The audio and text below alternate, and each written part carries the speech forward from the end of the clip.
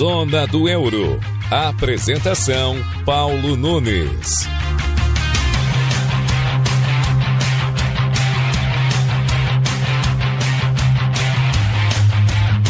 Olá, guaibeiros, saudação especial a todos. Está começando o Zona do Euro e no episódio 175 nós vamos falar da Liga dos Campeões da Europa e da história mais marcante nesse momento por lá, a classificação do Bodo Glimt contra a Internazionale em Milão. Vamos passar a limpo os jogos, os playoffs da segunda fase da Liga dos Campeões da Europa. Vamos falar também sobre as oitavas de final da Liga dos Campeões da Europa, as oitavas da Liga Europa e também da Conference League. Ainda no Zona do Euro, vamos contar a história do Sheffield Wednesday, o histórico time inglês que foi rebaixado para a terceira divisão do seu país. Ainda no Zona do Euro, Harry Kane, que ultrapassou a marca de 500 gols na sua carreira, e também o pesadelo do Leicester, que foi campeão inglês há 10 anos no maior conto de fadas da história do futebol e está com risco de queda para a terceira divisão na Inglaterra. A gente vai contar tudo isso a partir de agora no Zona do Euro, que está no ar.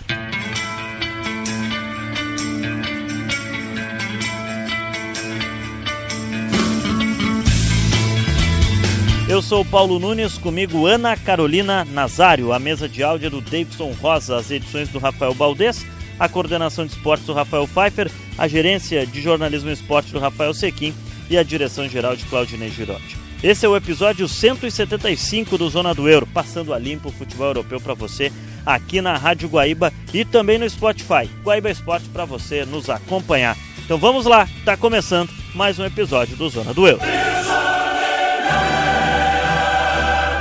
Vamos começar falando dela, Liga dos Campeões da Europa.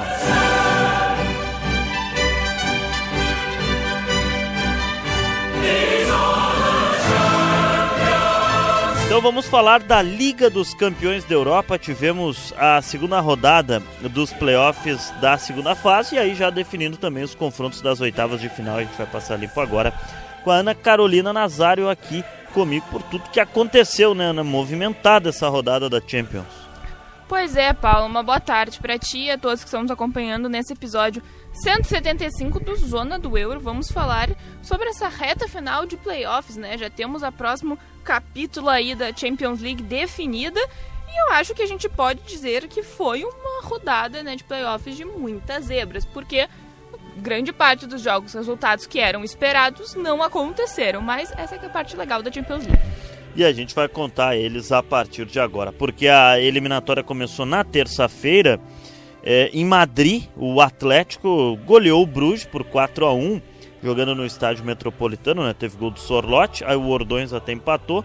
O Johnny, ex-jogador do Inter, fez gol e depois o Sorloth fez mais 2 vezes, né? Teve um hat-trick do atacante norueguês. E o Atlético de Madrid, com a goleada, se classificou para as oitavas de final, né? Pois é, esse jogo até eu achei que seria um pouco mais disputado da parte do Bruges, porque se eles conseguiram buscar ali um 3-3 para ter essa partida, mesmo que eles tivessem jogado em casa, né? Pô, ali eu esperava um pouco mais deles, assim, porque eles deixaram o Atlético jogar. Eles jogaram um pouco no estilo da retranca, né?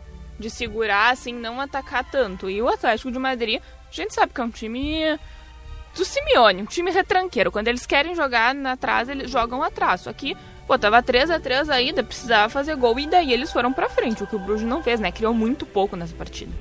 O que me surpreendeu foi a grande atuação do Sorloth, né, no comando de ataque do Atlético de Madrid. Ele faz 3 gols, é o titular, se esperava daqui a pouco o Julián Álvares, mas o Sorloth foi o grande destaque nessa vitória. Eu acho que tanto ele como o Johnny, né? Não se esperava que o Johnny marcasse, ele não estava conseguindo fazer tantos gols.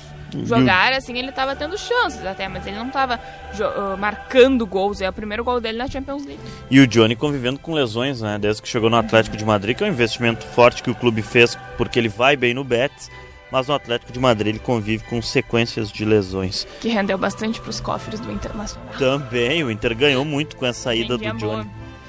O Newcastle ganhou de novo do Karabakh, né? Já tinha ganho de 6-1 o primeiro jogo no Azerbaijão, dessa vez em St. James Park. na Inglaterra fez valer o fator local, né? O Tonali, o Joelinton brasileiro fez gol e o Butman. Aí o Karabakh fez com o Camilo Duran e o Kafarkuliev, que tinha feito o gol do Karabakh no primeiro jogo. Foi um passeio essa eliminatória pro Newcastle, né? Completamente, mas a diferença do nível técnico das equipes era muito grande. E o Karabakh, nesse segundo jogo, ele lutou. Até que esse jogo, vou te dizer que eu achei disputado. Não achei que o Newcastle teve uma superioridade, apesar de estar jogando com um time misto e também com tranquilidade. Mas não podia ter tomado 6 gols, né? Daí não tem muito o que fazer. A vantagem era muito grande, o Newcastle conseguiu essa vaga. Mas a história é legal, tem uma legal que a gente vai falar daqui a pouquinho, mas o Karabakh é uma das histórias legais dessa Liga dos Campeões. Veio da pré-Champions, passou pela fase de Liga, foi para um mata-mata de playoff, aí claro, caiu para um time que é melhor que o dele. Na Alemanha, o Bayer Leverkusen empatou num protocolar 0-0 com o Olympiacos, havia ganho na Grécia por 2-0, os alemães seguem na Champions, o Olympiacos se despede na fase de playoffs da segunda fase. Foi muito chato, um jogo esse sim, foi um jogo protocolar, esse Bayer Leverkusen e Olympiacos. O Bayer Leverkusen quem pagou o ingresso. Não faz uma boa temporada, o time alemão, mas conseguiu avançar. E o Olympiacos, na Grécia, agora vai tentar ser campeão nacional, que é o que tem na temporada. Dos jogos da terça-feira, esse foi o mais espetacular, assim, né? A grande história, o que envolve é esse jogo agora. A Internazionale em Milão recebeu no San Siro o Bodo Glimt. E a Inter precisava ganhar. O primeiro jogo foi 3-1 para o Bodo Glimt na Noruega. Ou seja, a Inter precisava de 2 gols de diferença para forçar a prorrogação. E 3 de diferença para se classificar no tempo normal. Isso que a Inter estava sem Lautaro Martinez. Então, sinceramente, eu achei que a Inter não ia... Logo de cara, assim, eu pensei que a Inter ia sentir muito até notei que eles não sentiram tanto a falta do Lautaro como se imaginava, né? Deu pra ver que a dependência dele tá um pouco menor do que na temporada passada, mas segue ruim, né? Assim, a equipe no geral. Eu assisti esse jogo pela história que tem o Bodo Glimt, né? E acompanhei o jogo com atenção, assim, em cima do Bodo Glimt. E o Bodo Glimt, que ganha por 2-1 o jogo e se classifica em Milão, né? O Rausch e o Evian fazem os gols do Bodo Glimt. O Bastoni ainda descontou para a Inter. O primeiro tempo da Inter é bom e a pressão da Inter era grande. Eu fiquei, será que o Bodo Glimt vai segurar toda essa pressão? A Inter se jogou para o ataque. Mas no segundo tempo o Bodo Glimt conseguiu contrapor a Inter e com maestria conseguiu a sua classificação para as oitavas de final. E os números mostram isso, né, Paulo? Porque a Inter finalizou 32 vezes e o Bodo somente 7. Então diz aí bastante que a Inter lutou. Não dá para dizer que a Inter não lutou, mas eu acho que o que ficou claro desse jogo é que o Bodo Glimt não sente a pressão. Não sente. E o Bodo Glimt, nas últimas 4 partidas do Bodo Glimt na Liga dos Campeões esse ano, ganhou em casa do Manchester City, ganhou em Madrid do Atlético de Madrid, tanto que essa derrota fez o Atlético ir para playoff, ganhou da Inter os 2 jogos, né, tanto em casa quanto fora, 4 vitórias seguidas. E depois de muito tempo, a Noruega volta a ter um time nas oitavas de final de uma Liga dos Campeões. Antes era o Rosenborg e muito tempo depois, né, muito tempo ausente, agora está o Bodo Glimt, a grande história do Bodo Glimt. Tu falaste já, né, Ana, no material especial aqui no Zona do Euro em outros momentos, e aí lá no Spotify o Guaibeiro pode procurar até para acompanhar. O técnico do Bodo Glimt era um ex-piloto de caça da OTAN. Isso é muito curioso, é o treinador desse time do Bodo Glimt, que é a grande história da Liga dos Campeões. No próximo episódio do Zona do Euro a gente vai destrinchar um pouco mais de curiosidades do entorno desse time do Bodo Glimt, né, desse clube. Pra mim a curiosidade mais legal no San Siro cabem 80 mil pessoas. Na cidade do Bodo Glimt tem, né, a população 50 mil, ou seja, toda a população da cidade do Bodo Glimt cabe no San Siro. Sim, porque é uma cidade, não é nem uma cidade, né? É considerada de uma vila dos pescadores. É como se fosse como a gente fala, cidades mais afastadas, assim, que é como se fosse no arredor. Agora me fugiu a palavra. Mas que a gente não distrito? Chama... dá pra se dizer. Acho que é como se fosse um distrito, porque tem é uma região muito pequena, né? Ela é chamada, quando eu pesquisei, eu descobri que ela é chamada realmente de uma vila. A cidade ali, da onde é o Bodo Glimt. Eles vivem de caça e pesca. basicamente várias pessoas com comércios locais, de turismo, artesanato. Então, assim, parece que eles pararam um pouco no tempo nesse sentido, porque a cidade realmente ela mantém as suas raízes, né, as suas tradições. Mas o Bodø Glimt é o típico time que, assim, eu não sei outra definição sem dizer que vai ter muitos filmes e séries e histórias para contar a história desse time, o que esse técnico tá fazendo, porque o Bodø Glimt, ele tem, assim, eu acho, bom, eu não sei quanto é a folha de pagamento do Karabakh, mas eu acho que junto do Karabakh deve ser um dos times com menos dinheiro dentre os grandes times da Liga dos Campeões, porque mesmo os times um pouco menores, sei lá, de Portugal ou da Turquia, enfim. Se bem que a Turquia agora bota essa. Agora eu tô investindo mais. Então, mas assim, dos times no geral tem uma folha de pagamento menor, então, e assim, não é só a questão do pagamento, enfim, porque dinheiro não ganha jogo, isso a gente sabe, mas que nem diz o Abel Ferreira, o investimento ajuda muito a vencer um campeonato, né? E como o Bodø Glimt é um time desconhecido, eles não têm patrocínio quase. É patrocínios locais, patrocínios ali da região, nem da Noruega, assim, grandes marcas norueguesas eles não têm. Então é um time realmente novo e que tá mostrando pro mundo. E até, eu não me lembro agora qual foi o jogador que deu a entrevista pós-jogo, não sei se foi o Raul, mas foi um dos atacantes deles que ele falou que o principal motivo do Bodø Glimt estar tão forte é que eles se fortaleceram coletivamente.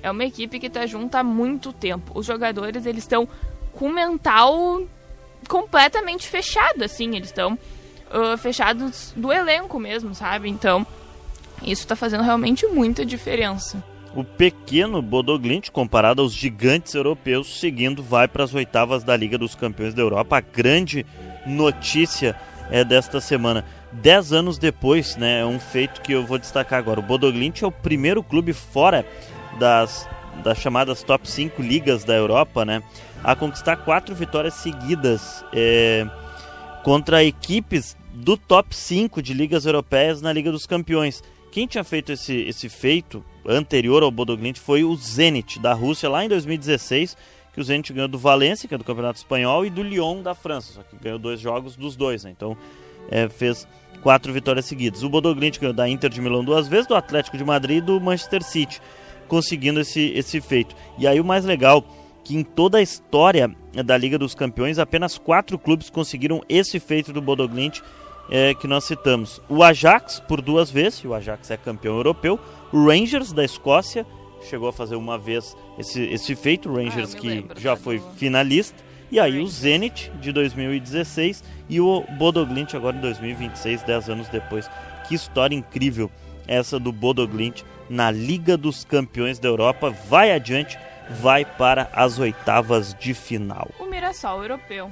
Literalmente, é uma boa definição de Mirassol europeu, pelo que vimos do Mirassol aqui no futebol brasileiro. Vamos conferir o gol do Evian, na narração da TNT Sports, o gol da classificação do Bodø Glimt em Milão contra a Inter.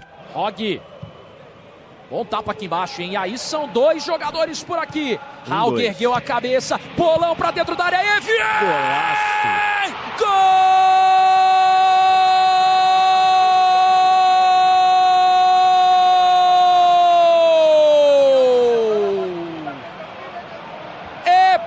Pulverizar o favoritismo! Um time que desafia tudo, desafia a geografia, encara o impossível, desafia os gigantes. É gol de Evian, camisa número 26! Já na quarta-feira, tivemos o confronto que chamou muito a atenção e muito aguardado por tudo que era o entorno desse confronto, que foi Real Madrid e Benfica no Santiago Bernabéu. Ana, se esperava, né, tinha um acompanhamento muito grande, porque era um jogo que, por tudo que marcou na semana anterior o confronto em Portugal. O Brescianini não pôde jogar, né, punido pela UEFA. A UEFA puniu o Brescianini pela... o insulto racista ao Vinícius Júnior. A UEFA fez essa sanção, ele não jogou, embora ele viajou até a Espanha com a delegação do Benfica. E o Real Madrid ganhou o jogo pelo placar de 2-1, né? O Rafa Silva, e foi uma vitória de virada, o Rafa Silva abriu o placar Para o Benfica, o Tchouaméni e o Vinícius Júnior fizeram os gols da virada e da classificação do Real Madrid para as oitavas de final. Curiosamente, os deuses do futebol trabalham. Essa aí é na conta dos deuses do futebol. Na Itália, em Turim, o jogo da quarta-feira que mais chamou atenção, né? Porque a Juve precisava virar o resultado contra o Galatasaray. O jogo na Turquia tinha sido 5-2 para o Galatasaray, praticamente carimbando a vaga do Galatasaray. Mas o time turco tomou um susto e tanto em Turim, né? A Juve saiu na frente com o gol do Locatelli, aí teve o zagueiro Lloyd Kelly expulso, e mesmo assim o Federico Gatti, o zagueiro, e o McKennie fizeram os gols da Juve que levaram o jogo à prorrogação. O Federico Gatti jogou muito essa partida, o zagueiro da equipe da Juventus. Só que na prorrogação, com um homem a mais, aí sobressaiu o Galatasaray, né? O Osimhen e o Yilmaz fizeram os gols e garantiram a vaga do Galatasaray nas oitavas de final. Passou o Galatasaray, mas foi um susto daqueles. A gente pode decretar a falência da Juventus ou ainda não? A Juventus já teve, né? De certa forma. Meu Deus, que time que não se reencontra, né? A Juventus, assim, pra mim, tá nível Manchester United. Agora o Manchester United tá tentando reviver, né? A Juventus vive uma crise muito grande já há uns 3 anos. Falamos já sobre isso ao longo de Zonas do Euro por aí, lá no Spotify. Quem for procurar vai encontrar, vai estar disponível por lá. A Juventus, a história do porquê que a Juventus mergulhou numa crise tão grande e não consegue se recuperar como aquele time que chegou a ser campeão italiano de forma seguida agora nos anos 2000. Vive um momento ruim. Deu uma resposta em campo depois de tomar 5 do Galatasaray na Turquia, só que a vantagem era muito grande, tanto que na prorrogação os turcos se classificaram, né? É um placar muito grande. A Juventus, sei lá, desde a época do Dybala, Pogba, assim, não... Tu não tem mais um rosto da cara da Juventus, né? Então, assim, parece que a Juventus vive de lampejos. De trocas no mercado, de vendas e compras. Tipo, não tem um time que fique de uma temporada pro outro, assim. São muitas vendas, daí isso descaracteriza muito o time, né? O grande nome da Juventus, que é trabalhado para ser... eu gosto muito dele, já está na segunda temporada na Juventus, meio campista, o Yildiz, que é turco. Ele é o grande nome a ser trabalhado para ser, né, no time da Juventus, já é o camisa 10 do time, mas ainda está em processo de evolução, né? E o time da Juventus também. Eu gosto muito dele também, eu acho ele bom criador, assim. Tem o Khéphren Thuram, o irmão do Marcos Thuram, que joga na Inter, também acho bom jogador. Só que eu sinto que o Yildiz joga meio sozinho. Às vezes ele é uma ilha nesse time da Juventus. O Koop Meiners. É aquela coisa, né? O camisa 10 que cria, que é bom, que preenche, mas não tem o parceiro pra conseguir dar continuidade da criação, né? Falta, assim, talvez um volante, ou enfim, uma dupla de meio campo. E a Juventus não teve, para esse jogo, teve desfalques no ataque, principalmente para esse jogo. Mas o Khéphren Thuram jogou, o zagueiro Gatti, que fez gol, é bom jogador, foi bem. O Yildiz, né, ainda carece de mais alguém. Então, né, o time da Juventus ainda está se encontrando como um todo. A Juventus, né? No jogo do geral, não acho que jogou mal, tirando os gols do Galatasaray no final. E aí acabou custando a vaga a eliminação, né? Mas assim, nos 90 minutos estava jogando bem. Não, estava bem, com um jogador a menos. Tava segurando, mas daí também aqueles gols que tomou foi muito o Vlahovic não esteve à disposição, né? Machucado, ficou fora. Ainda na Itália, e na quarta-feira foi o dia dos italianos, né? Porque a Atalanta goleou o Dortmund por 4-1 e essa goleada em Bérgamo garantiu o time italiano nas oitavas de final. O Dortmund que tinha ganhado em casa por 2-0. Scamacca, Zappacosta, Pasalic e Samardzic, os gols da Atalanta. O ADM tinha feito o gol do Dortmund. 4-1, vaga para a Atalanta nas oitavas. 2 times de temporada bastante oscilante, né? O Dortmund na Alemanha e a Atalanta na Itália, mas prevaleceu a Atalanta, que decidiu em casa e vai adiante. Que nem tu falou, 2 times que oscilam muito, então a gente não sabia muito o que esperar. 2 times que eu acho que o fator casa conta muito. Sim. O Borussia é completamente diferente a energia que eles jogam lá na Alemanha, em Dortmund, do que o Atalanta também, mas eu acho que o Borussia é muito... Até porque o estádio é maior, né? O Borussia, em termos proporcionais, também é um clube de maior torcida que a Atalanta. Mas são 2 times caracterizados por isso, por Só jogar em casa. Eles oscilam muito, tu não sabe o que esperar. Tipo, pra mim, qualquer um desses 2 agora que passasse, no caso foi a Atalanta, eu não vejo a Atalanta também indo muito pra frente, assim. Os times que ficam pela metade do caminho, garantem a vaga na Champions, maioria das temporadas, conseguem essa classificação, mas não vão muito adiante, né? E a Atalanta perdeu seu principal nome, né? O Lookman saiu, foi para o Atlético de Madrid. O time vai se reformular para a próxima temporada, mas pelo menos está nas oitavas de final da Liga dos Campeões. E no campeonato italiano está no meio da tabela, tentando chegar nas vagas europeias de novo. Na França, né, o confronto francês, só que agora na capital, o Paris Saint-Germain empatou com o Mônaco em 2-2. Marquinhos e Kvaratskhelia os gols do PSG. O Akliouche e o Jordan Teze fizeram os gols do Mônaco. O Koulibaly ainda foi expulso pelo Mônaco. O Mônaco teve jogador expulso nos 2 jogos contra o Paris Saint-Germain. Passou boa. O favorito, né? Passou o favorito. Ai, olha, Paulo, mas passou o favorito que não tá jogando lá grande coisa. O PSG tomou um sufoco do Mônaco no primeiro jogo. Mais um sufoco. Esse jogo já achei um pouco mais parelho, mas sinceramente o Mônaco jogou de igual para igual pro PSG. O Mônaco que tá fazendo uma temporada boa, né? Lá na França, no geral, assim, eu acho o time deles bom essa temporada. Eles conseguiram jogar, bater de frente vários times grandes aí durante a Champions League na fase classificatória. E o PSG dando muito a desejar. Olha, o PSG dessa temporada eu já não coloco um tempo. Mas pra mim não é um dos favoritos ao título. Acho que esse ano não vai, né? Ganhou ano passado, mas acho que esse ano não vai acontecer. Porque eu acho que o poder ofensivo deles não tá tão bem. Bom, aí, né, esses times se classificaram então para as oitavas de final vindo da fase de playoffs, né? O Atlético de Madrid, o Newcastle, o Bayer Leverkusen, o Bodo Glimt, o Real Madrid, o Galatasaray, a Atalanta e o Paris Saint-Germain. E aí foram para o sorteio que aconteceu na sexta-feira, onde já estavam lá, que classificaram diretos da fase de liga. O Arsenal, o Bayern de Munique, o Liverpool, o Tottenham, o Barcelona, o Chelsea, o Sporting e o Manchester City. Aí as bolinhas foram sorteadas, Ana Carolina. Chelsea e Paris Saint-Germain nos confrontos das oitavas de final.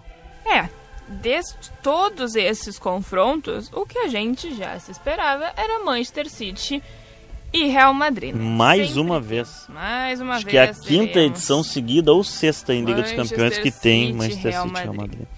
Teremos Chelsea, PSG, Liverpool e Galatasaray, Bayern de Munique e Atalanta, Barcelona e Newcastle, Tottenham e Atlético de Madrid, Arsenal, Bayer Leverkusen, Sporting e Bodo Glimt. Esse jogo é o mais legal. O Bodo se deu bem, né? Vai pegar o Sporting. O Bodo se deu bem. Eles, além de tudo, estão com sorte, porque eles poderiam ter pego qualquer outro time grande. Eles estavam entre o Manchester City e o Sporting e pegaram o Sporting. Chelsea e Paris Saint-Germain. O jogo decisivo vai acontecer na Inglaterra, então o Paris Saint-Germain decide fora. Já tivemos jogos marcantes entre essas duas equipes. Já achei o Paris Saint-Germain muito mais favorito em outros momentos contra o Chelsea, já não sei se é tanto assim. Acho bem parelho esse jogo e o Chelsea decidindo em casa pode ser um fator diferencial. Liverpool e Galatasaray, a decisão é em Anfield, é em Liverpool, e aí o favoritismo é todo do Liverpool, né? Contra o Galatasaray. Mais ou menos, né? Mas enfim, vamos ver. O Liverpool também pode jogar mais do que já jogou, né? Porque o Liverpool tá jogando mal, Deus que me perdoe. O Manchester City e Real Madrid, a decisão é em Manchester. Mas, olha, eu acho que o City se eu tivesse que apontar um favorito, um leve favoritismo seria ao Manchester City. Eu acho que o Real Madrid. Eu acho que o Real Madrid, agora, no momento da temporada, tá melhor que o Manchester City. Porque eu acho que o Real Madrid, ele sim reencontrou nessa temporada. Que ele não conseguiu executar a temporada passada, ele tá executando nessa. Eu acho que o Real Madrid vai ir pra frente nessa Champions League, hein? O Bayern de Munique é amplo favorito contra a Atalanta, ainda mais que decide em casa. Barcelona e Newcastle, o jogo que foi o primeiro jogo dos dois times nessa edição da Champions, foi um Barcelona e Newcastle em Newcastle. Eu tava na memória, eu não sabia se era a temporada passada ou essa. Foi nessa. E o Barcelona ganhou por 2-1 no St. James Park. Agora tem 2 jogos, né? O primeiro na Inglaterra, o segundo na Espanha, favoritismo do Barcelona.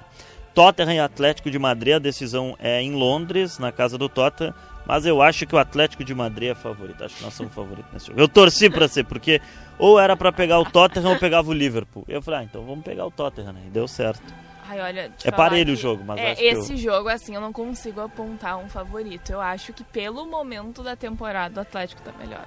Eu acho que tá um pouquinho melhor que o Tottenham. Mas assim, se tu pegar os dois times e botar um do lado do outro, é bem parecido o nível. Mas o Tottenham tá muito mal essa temporada. E o Tottenham vai decidir em casa, né? E o curioso é que no campeonato inglês o Tottenham tá mal e na Liga dos Campeões fez a 4ª melhor campanha geral. Isso foi muito Esse engraçado. É muito curioso. Mas o Liverpool foi super bem também na Champions League. O Liverpool é. Mas no campeonato inglês ele não tá brigando pelo título, mas ele ainda tá na parte de cima, né? O Tottenham tá quase lutando contra o rebaixamento. O Liverpool da última vez que eu vi também 6º, 7º. Sport Bodo Glimt, não dá para duvidar do Bodo Glimt, né, de tudo que já fez na Liga dos Campeões, decide em Portugal, em Lisboa, então olha, não sei o que esperar. O Sport já jogou mais na temporada, não tá jogando tão bem assim no time português, tanto que é o vice-líder do campeonato, tá atrás do Porto. Não sei se o Bodo Glimt não vai aprontar mais uma e ir para umas quartas de final. Apesar de que o Luís Soares está jogando muito bem essa temporada. O grande nome do Sport. Vamos ver, mas também é aquela coisa, né, é o nome...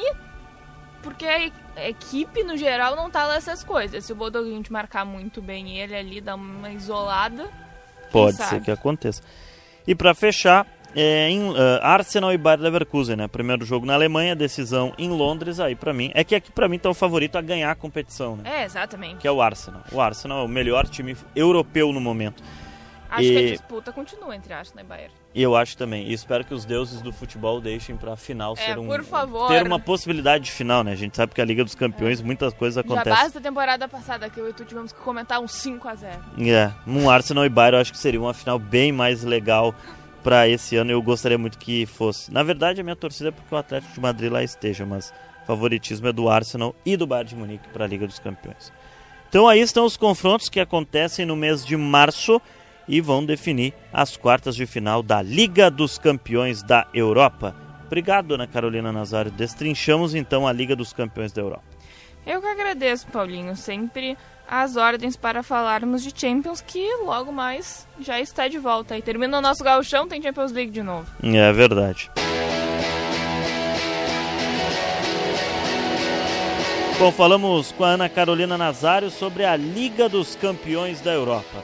Agora a gente vai virar a chave, porque nós vamos falar sobre o Sheffield Wednesday, histórico time na Inglaterra, é o 5º time mais antigo na Inglaterra ainda em atividade, só que está atravessando uma grande crise e com 13 rodadas de antecedência foi rebaixado para a 3ª divisão da Inglaterra. Vamos entender essa história do Sheffield Wednesday aqui no Zona do Euro, a partir de agora no material especial que preparamos para você.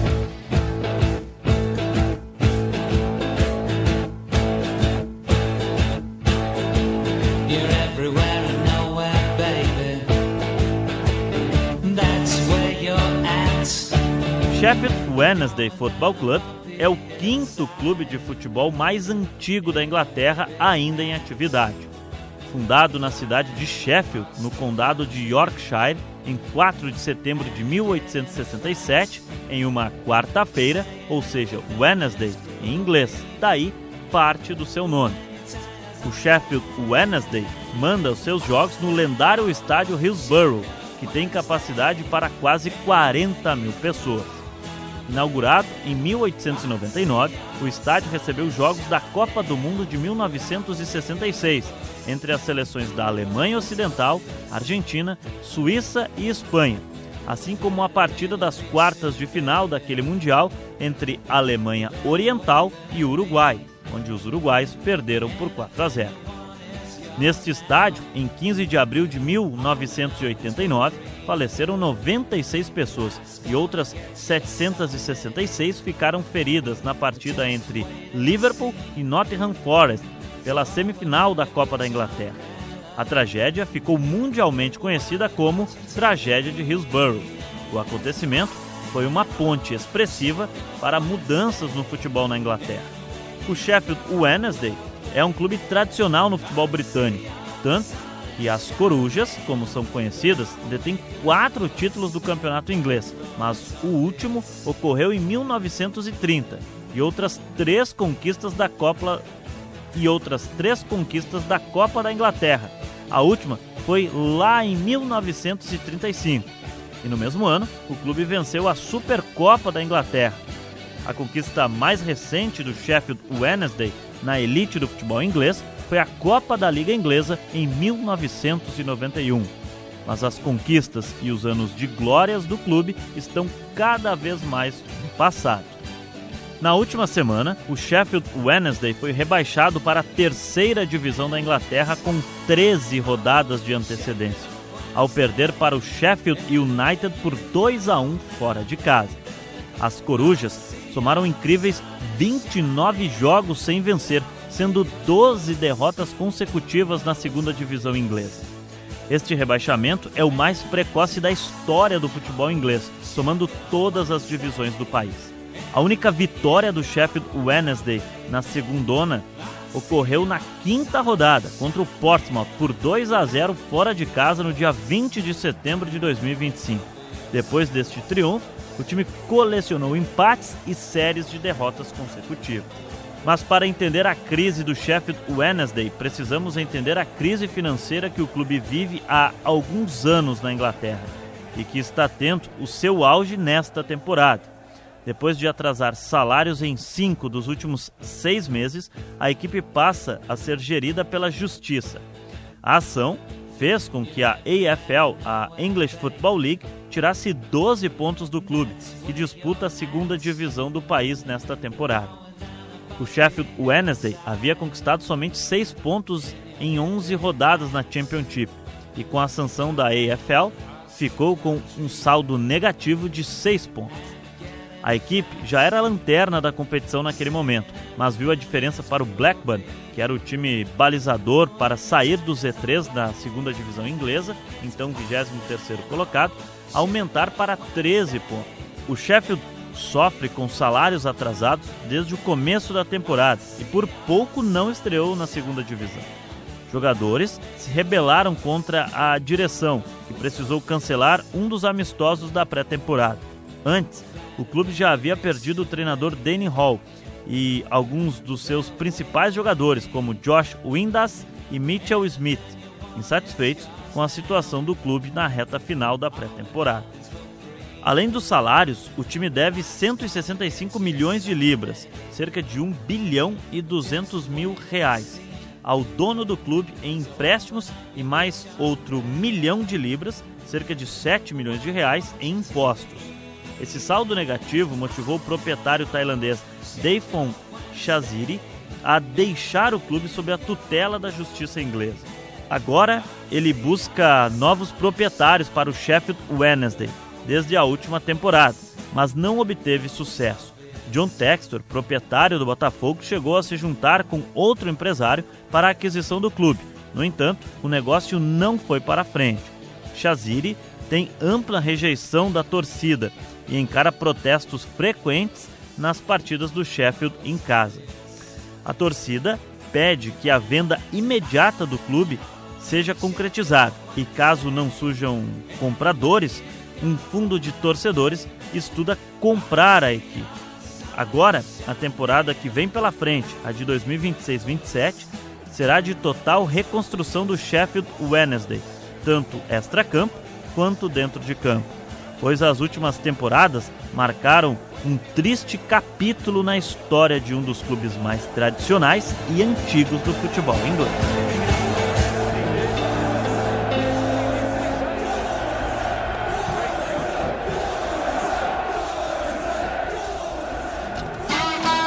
Que terrível esse rebaixamento, essa história do Sheffield Wednesday lá na Inglaterra. Agora vamos falar da Liga Europa. Tivemos os playoffs da 2ª fase, os jogos de volta da Liga Europa, e o Celta de Vigo na Espanha ganhou do PAOK da Grécia por 1-0, já havia ganho o primeiro jogo por 2-1 fora de casa e o Celta vai adiante.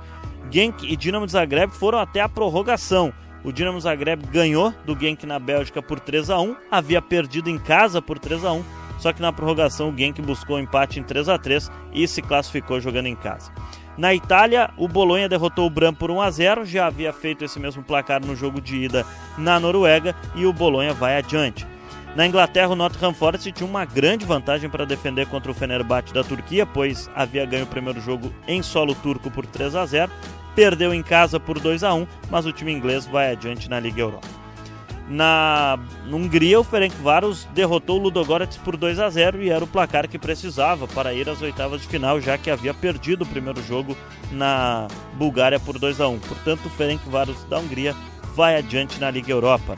Quem também foi adiante foi o Panathinaikos da Grécia, que empatou no tempo normal contra o Vitória Pilsen na República Tcheca por 1-1. No jogo de ida haviam empatado em 2-2 na Grécia, só que nos pênaltis o Panathinaikos venceu por 4-3 e se classificou. Por fim, nos últimos 2 jogos da segunda fase dos playoffs da Liga Europa, o Estrela Vermelha perdeu em casa para o Lille. O Estrela Vermelha ganhou na França por 1-0, só que no jogo de volta perdeu por 1-0 para o Lille no tempo normal. E na prorrogação perdeu, tomou mais um gol, acabou perdendo por 2-0 no placar geral. E a equipe sérvia acabou sendo eliminada em casa, o Lille da França vai adiante. O Stuttgart recebeu o Celtic e perdeu por 1-0 jogando na Alemanha, mas já havia ganho o primeiro jogo por 4-1 fora de casa e o time alemão vai adiante para as oitavas de final. Tivemos o sorteio dos confrontos das oitavas de final na última sexta-feira na Liga Europa. Os confrontos ficaram da seguinte forma, porque, lembrando que o Lyon, o Aston Villa, o Midtjylland, o Betis, Porto, Braga, Freiburg e Roma já estavam classificados de forma antecipada para as oitavas de final. E aí no sorteio teremos os confrontos da seguinte ordem. O Braga de Portugal pega o Ferencváros da Hungria, o Betis da Espanha pega o Panathinaikos da Grécia. Braga e Betis decidem em casa. O Freiburg da Alemanha enfrenta o Genk da Bélgica, com o Freiburg decidindo em casa. O Lyon enfrenta o Celta de Vigo e o time francês decide em casa. Também teremos Porto e Stuttgart, com a decisão acontecendo em Portugal. Midtjylland da Dinamarca contra o Nottingham Forest da Inglaterra, com a decisão acontecendo na Dinamarca.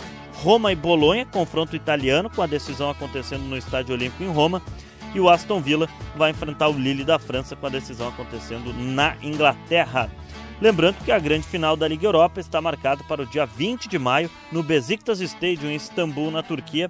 A casa do Besiktas, que tem capacidade para 42 mil torcedores. O estádio foi reinaugurado em 2016, pois foi construído no mesmo local do antigo estádio, o Ionu de Besiktas, que foi demolido no mesmo ano. Já na Conference League também tivemos os playoffs dos jogos de volta da segunda fase. O Rijeka eliminou o Sigma Olomouc, o Rijeka eliminou o Omonia Nicosia e vai adiante o time da República Tcheca. O Lausanne da Suíça perdeu em casa para o Sigma Olomouc e a equipe da República Tcheca vai adiante. O Celje eliminou o Drita, ganhou por 3-2 o jogo de volta, mesmo placar do jogo de ida. Na Inglaterra, em Londres, o Crystal Palace derrotou o Zrinjski Mostar por 2-0 e se classificou. Na Itália, a Fiorentina viveu um susto contra o Jagiellonia da Polônia. Na prorrogação, acabou perdendo por 4-2 o jogo, porque havia ganho fora de casa por 3-0 a Viola, perde no tempo normal por 3-0, só que no final, na prorrogação, termina 4-2 o jogo, classificação da Fiorentina. O Lech Poznan da Polônia derrotou o Kups por 1-0, já havia ganho o primeiro jogo, se classificou o time polonês. E o Samsunspor da Turquia goleou o Skandia por 4-0 e o Samsunspor vai adiante. Nas oitavas de final já estavam classificados na Conference League de forma antecipada o Strasbourg da França, o Rakov da Polônia, o AEK Atenas da Grécia, o Sparta Praga da República Tcheca, o Raio Vallecano da Espanha, o Shakhtar Donetsk da Ucrânia, o Mainz da Alemanha e o AEK Larnaca do Chipre. Os confrontos das oitavas de final da Liga da Conferência: Shakhtar Donetsk e Lech Poznan, com a decisão acontecendo na casa do Shakhtar, na Ucrânia. O Sparta Praga enfrenta o AZ da Holanda, decisão acontecendo na República Tcheca. O AEK Larnaca enfrenta o Crystal Palace, com a decisão acontecendo no Chipre. O Rakov enfrentando a Fiorentina, com a decisão acontecendo na Polônia. Ainda teremos Raio Vallecano e Samsunspor, decisão na Espanha. AEK Atenas e Celje, decisão na Grécia. Mainz da Alemanha e Sigma Olomouc da República Tcheca, decisão em solo alemão. E Strasbourg e Rijeka, com a decisão acontecendo na França. Lembrando que a grande final da Liga da Conferência está marcada para o dia 27 de maio na Red Bull Arena, em Leipzig, na Alemanha. A casa do RB Leipzig tem capacidade para 47 mil torcedores. Ela foi inaugurada em maio de 2009 como parte do aporte financeiro feito pela empresa de energético da Áustria, que se tornava naquele momento patrocinadora master do clube alemão.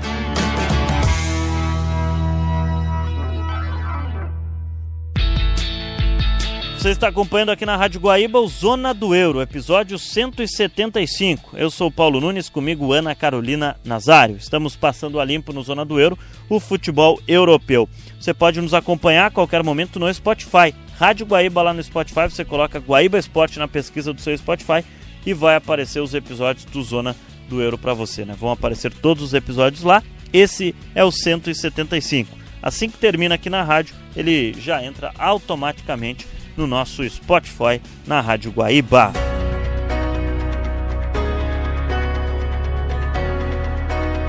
Agora no Zona do Euro nós vamos falar de Harry Kane, um dos grandes nomes do futebol europeu, o inglês, recentemente, que atualmente atua no Bayern de Munique da Alemanha, atingiu a marca de 500 gols na carreira. A marca ficou no nome, com o seu nome na história do futebol. Nós vamos conferir um material especial sobre essa marca do Harry Kane na sua carreira.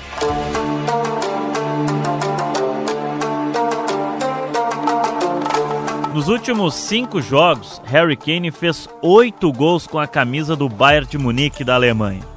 Com esses gols, o centroavante inglês ultrapassou a marca de 500 gols na sua carreira. Somente na última rodada, Kane marcou 2 vezes na vitória do Bayern sobre o Eintracht Frankfurt. Com este feito, o inglês entrou em um seleto grupo de jogadores ainda em atividade que somam 500 ou mais gols na sua carreira. Por curiosidade, nenhum brasileiro em atividade tem esta marca em seu currículo. Os mais próximos da marca de 500 gols são Hulk, atacante do Atlético Mineiro, com 453 bolas na rede, e Neymar, atacante do Santos, que já marcou 450 gols. Esses jogadores são os que chegam mais perto da marca. Dos craques em atividade que conseguiram tal façanha, Kane é o que começou mais de baixo na carreira. Os primeiros gols foram feitos pelo Leyton Orient em 2011, na 3ª divisão do futebol inglês. O Furacão Kane, como é apelidado o centroavante, balançou as redes ainda na Championship, 2ª divisão da Inglaterra, por Millwall e Leicester. Após uma passagem em branco pelo Norwich, o centroavante só foi voltar a marcar os seus primeiros gols na Premier League em 2014, quando chegou ao Tottenham, clube onde atuou por 10 temporadas e se tornou ídolo e referência. Os Spurs são os que mais contaram com os gols de Kane. São 258 bolas na rede em 435 jogos. Depois de deixar o time inglês sem títulos, Kane, enfim, encerrou a seca de troféus da sua carreira em Munique e segue balançando as redes por lá. Somando agora 128 gols em 132 jogos pelo Bayern. Agora, Kane soma 503 gols e segue contando na sua carreira profissional. Retoma o Bayern, acelera Dias, bola pra Kane, vai bater daí Harry Kane, apontou, bateu, gol!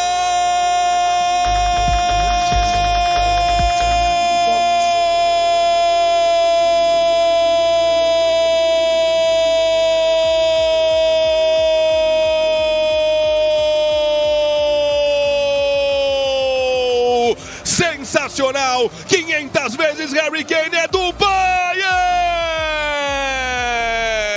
De novo dele, Harry Kane, 500 gols na carreira!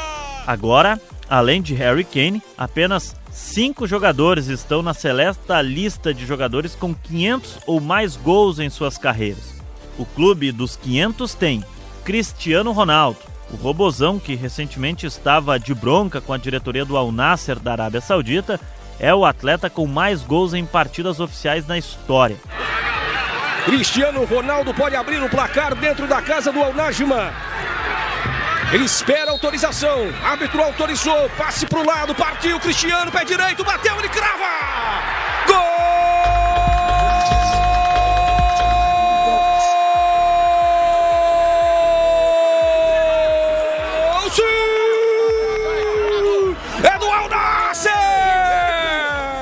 CR7 soma no total 961 gols e está cada vez mais próximo do milésimo. São 450 gols pelo Real Madrid, 145 pelo Manchester United, 101 pela Juventus, 117 pelo Al Nassr, além de 5 no Sporting de Portugal e 143 pela seleção portuguesa. Depois vem Lionel Messi. O gênio, o extraterrestre Lionel Messi. Autorizado Messi, partiu pra bola com toda a tranquilidade, pode gritar. Gol!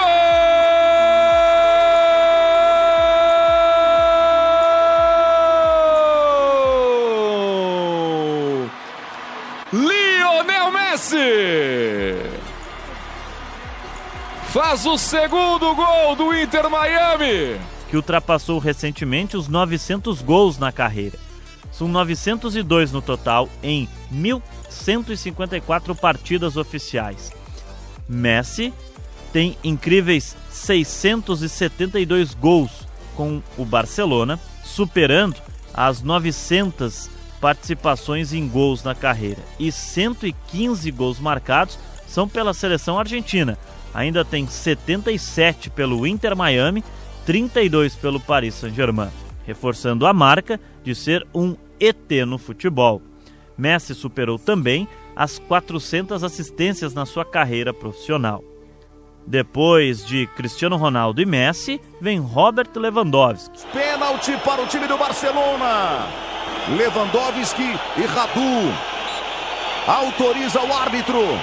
Respira fundo, partiu. Lewandowski!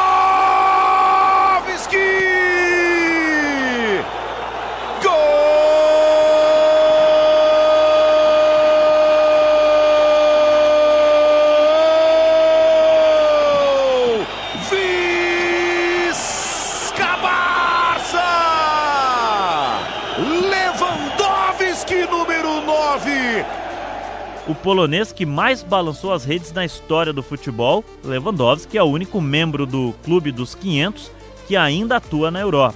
Atacante do Barcelona, hoje com 37 anos, soma 728 gols como jogador profissional.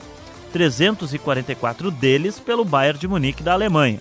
São ainda 114 pelo Barcelona, 103 pelo Borussia Dortmund da Alemanha, 41 no Lech Poznan e 38 no mais modesto Zinc Pruszków, ambos da Polônia.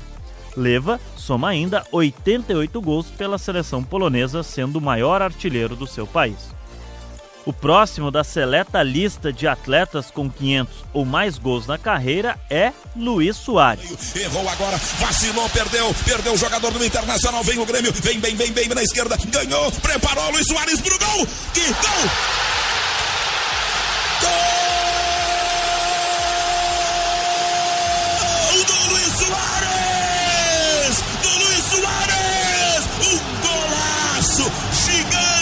Maiúsculo, fenomenal, Luiz Soares, ele matou o zagueiro, saiu de lado, fez o giro e no lado oposto do goleiro colorado, aos 6 minutos e 30 de partida, no tamanho da arena, um golaço do craque Luiz Soares. Hoje, o Inter Miami conta em seu elenco com 2 membros do Clube dos 500. Mesmo em reta final de carreira, como Lionel Messi, Soares vai para mais uma temporada na MLS em busca de ampliar seus registros artilheiros. Após completar sua segunda temporada em Miami, o pistoleiro já soma 42 gols pelo Inter Miami. O último deles, contra o Atlanta United, foi em outubro. Fez com que Luizito chegasse aos 600 gols na sua carreira. Soares marcou mais gols pelo Barcelona, 198. São ainda 111 pelo Ajax da Holanda, 82 com o Liverpool da Inglaterra, 34 no Atlético de Madrid da Espanha, 29 na sua passagem pelo Grêmio, 20 com o Nacional do Uruguai e 15 com o Groningen da Holanda, além de 69 gols pela seleção uruguaia. E o quinto membro da lista é Karim Benzema. Cruz por elevação para o Benzema, agora vai ficar nas mãos do Karius Benzema! Gol!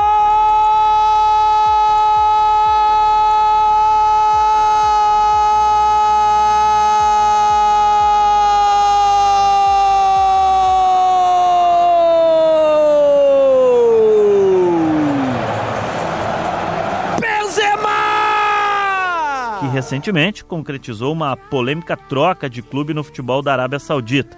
Para defender o Al Hilal, superou ainda, nos tempos de Al Ittihad, os 500 gols na carreira.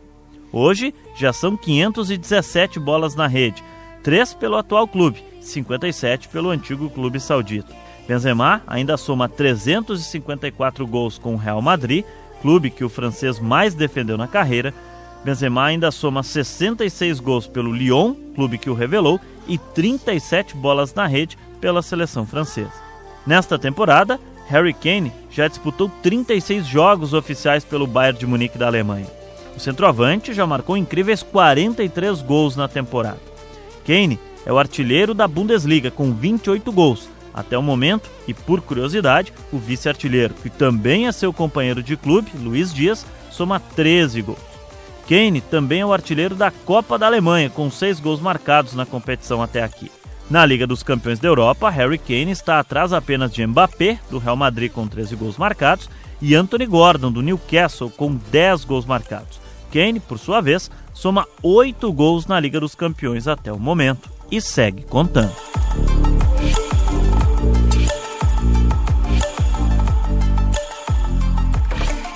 É, 500 gols não é para qualquer um, não. Para fechar o Zona do Euro, vamos falar sobre o Leicester, dono do título mais surpreendente do futebol inglês dos últimos anos. O Leicester agora corre risco de queda para a 3ª divisão inglesa. O time que surpreendeu a Inglaterra ao ser campeão da Premier League lá em 2016, 10 anos depois, vive uma crise interminável. Vamos conferir o material especial sobre essa crise dos Foxes. Há 10 anos, o Leicester City encantou o mundo esportivo ao conquistar o título da Premier League, furando uma bolha de domínio de gigantes multimilionários como Manchester City, Manchester United, Liverpool, Arsenal e Chelsea. Mas os festejos de uma década da conquista vão ser menos efusivos pelos lados do King Power Stadium em Leicester. Com apenas 34 pontos, os Foxes aparecem na 22ª colocação da Championship, a 2ª divisão da Inglaterra, e estão, neste momento, dentro da zona de rebaixamento da competição. O Leicester não vence uma partida na 2ª divisão inglesa há 9 jogos.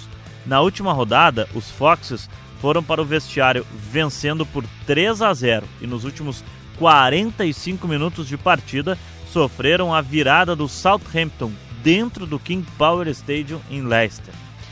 Essa foi apenas a 3ª vez que um time perdeu um jogo de Championship em que tinha 3 gols de vantagem. A curiosidade é que a primeira vez em que isso aconteceu foi exatamente num duelo entre Southampton e Leicester, lá na temporada 2005-2006, quando os Foxes conquistaram a virada naquela oportunidade. A inversão da história parece mais um sinal de como as coisas estão diferentes para o lado de Leicester. A situação é ainda mais complexa, pois o clube foi punido com a perda de 6 pontos por violações de regras financeiras, e o rebaixamento mostra-se cada vez mais real ao Leicester. Neste momento, os times mais próximos na tabela, que estão fora da zona de rebaixamento, são o West Bromwich, 21º colocado com 35 pontos, e o Blackburn Rovers, 20º colocado com 38 pontos, mantendo 4 pontos de vantagem para os Foxes. Coincidentemente, Leicester e Blackburn são os únicos times a terem sido campeões ingleses na era Premier League e depois acabarem rebaixados. Os Rovers já foram um passo adiante, ou atrás, sendo até hoje os únicos campeões da era Premier League a terem chegado à League One, a 3ª divisão inglesa, feito indesejado que agora podem tentar compartilhar com os Foxes.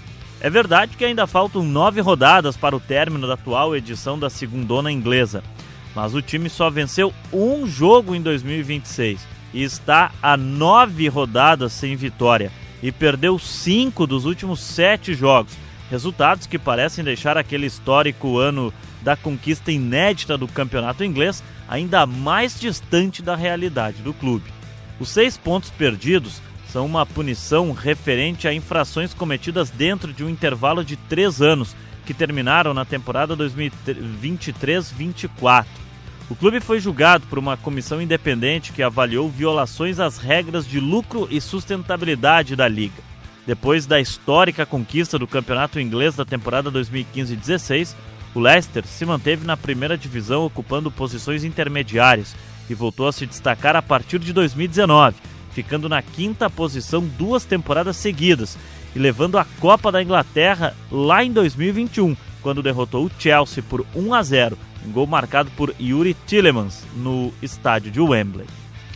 Em 2022-23, o clube foi rebaixado, batendo o recorde de maior folha salarial da história na Inglaterra a cair de divisão, com o 7º time a mais gastar em salários na época do futebol local. Mesmo com a queda vertiginosa de renda que significa deixar a Premier League e ir para a Championship, o clube conseguiu manter um elenco forte e era quem mais gastava na 2ª divisão inglesa, conseguindo o acesso de forma imediata. Porém, na temporada seguinte, Leicester voltaria a ser rebaixado e mergulharia de vez em uma das maiores crises de sua história. Bom, gente, o Zona do Euro, episódio 175, vai ficando por aqui. A gente volta na próxima semana com mais destaques do futebol europeu. Você sabe, né? Aqui na Rádio Guaíba, o Zona do Euro passa limpo o futebol europeu com um jeito diferente. Obrigado a todos que nos acompanharam. A gente volta a qualquer momento no Spotify. Tchau! Zona do Euro. Apresentação Paulo Nunes.